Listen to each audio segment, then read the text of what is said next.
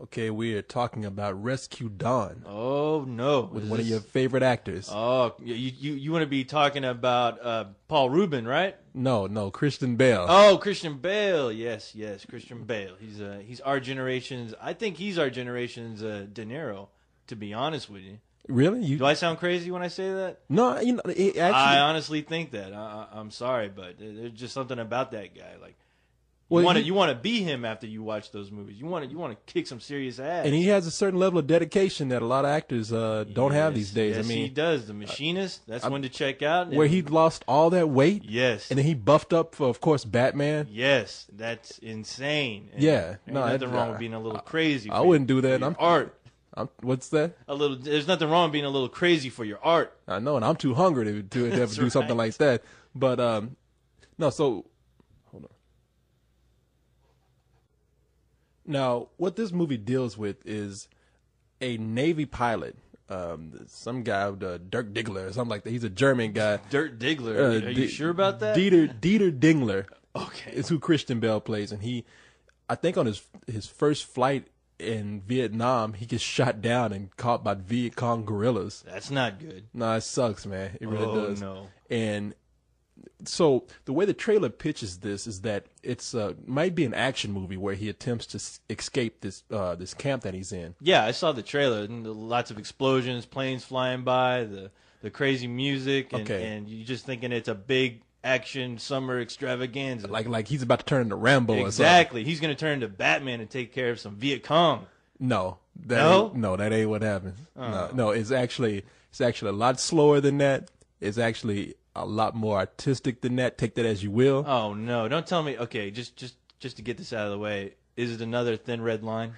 It has hints of the Thin Red Line. Let's just say that the Thin Red Line was shorter and a lot more action oriented. Oh Then it would be. This movie would probably be that. no! Okay, no. It ain't that bad. It ain't that bad. Okay. Now the thing is that it's kind of good that it's not a big action movie because it doesn't feel cheap, and I mean cheap as in the integrity of the film.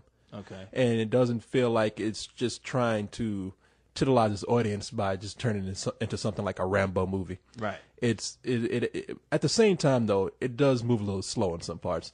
So I mean, because a lot of it has to deal with this guy Dieter Dingler in the camp hanging out with these other people. Steve Zahn is one of them, and then you have this guy Jeremy Davies doing some big Charles Manson impersonation.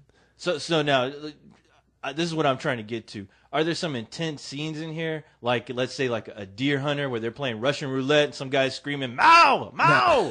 No, nothing like that. It's actually I found the movie not to be all that intense myself, not at all. It's a good movie. Don't get me wrong. It's a good movie. Yeah, Okay. it is a very good movie. So it's a character piece. Right? Thank you.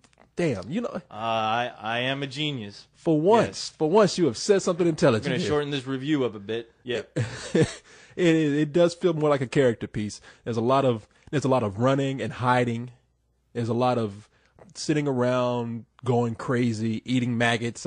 It's very slow paced and retrospective. So it's like a Lord of the Rings without all the big hoopla?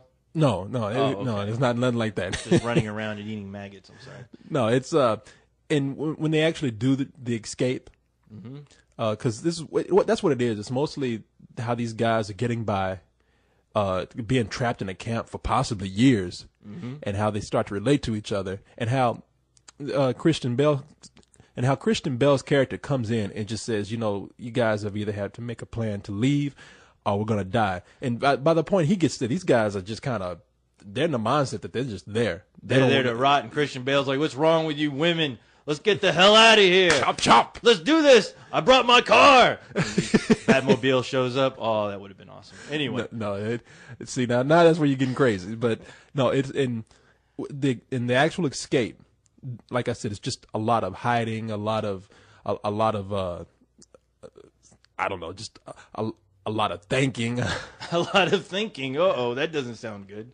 No, it's just okay. That's probably the wrong thing to say. No, it's just a lot of hiding, a lot of camouflage, a lot of dodging, It's nothing where Christian Bale comes out in the middle of everything and just starts shooting everybody and cutting people's heads off. Man, well, I would have paid some good money to see that. Him doing some flips and then getting out the batarang and hitting some of those Viet Congs with you know. Oh, God. I'm getting too excited. I'm sorry. No, nothing like I'm building this movie up too. Like I think he's going to turn to Batman at the end. You trying to make this like Batman Part 3. I want it to be Batman Part 3. What are they wasting their time with this crap for? Let's just do it.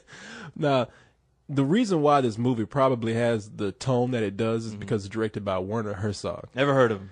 You have heard of him. You might have heard of some movies that he's done. The guy's done a lot of movies, but a lot of people haven't heard of him. There's only three movies that I've heard of him. There's only 3 movies that he's done that I've heard of, and that's Julian Donkey Boy, What Dreams May Come, and of course Grizzly Man. Grizzly Man. Now that's a movie. That is a movie. That was real. That was real though. That was a documentary. Yes. Yeah, that dumbass. He deserved it, if you ask me. Wait, yeah, that's the movie that everybody knows where the guy eventually gets eaten by. Don't tell nobody. You know, there's some dumbass out there who hasn't seen it yet. No, people know this movie. It's like that's how the movie was pitched, and of course, Grizzly Man is the movie where the guy got eaten by a bear at the end, but it's a documentary, so it really happened. That's what made it so weird. Yeah. It made me laugh talking about you just waiting. Every scene there's a bear. You know, you just I was tense throughout the whole movie, just waiting for him to get eaten up. I was like, is this look out for that bear? Yeah, like Yogi Bear walks in the scene, you're like, oh, is this it? That movie is a good film to tell everyone don't be a hippie all the time. Never mind. Don't put that in the review. Anyway. But yeah, so Werner Herzog is the one that directed this movie, and it definitely does show. Now, there's a lot of people think that the movie's great. I don't.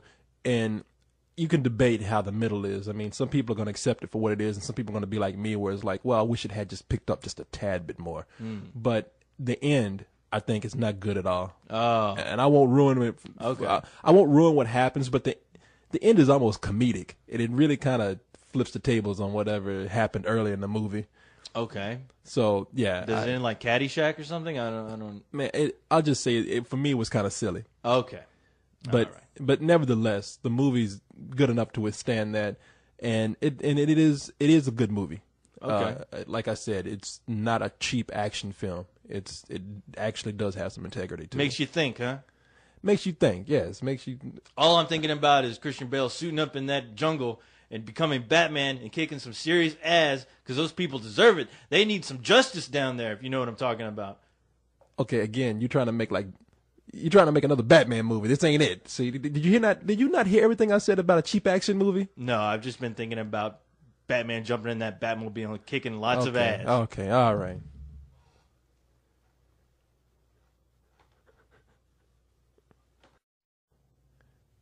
The Viet Cong who were running the camp also, they seemed a little silly to me. They weren't fleshed out. I know they're not the point of the movie, but they did seem sort of like bumbling villains. I won't even say villains. They did seem sort of like,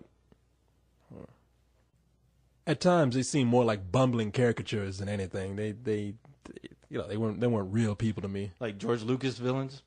Yeah, more like they're like the Vietnam people. I don't know. They were like the Colonel Klink of Vietnam from Hogan's Heroes. Wow. Yeah, I mean, it wasn't. They weren't bad. Like I said, they weren't the focus of the movie. Schnell.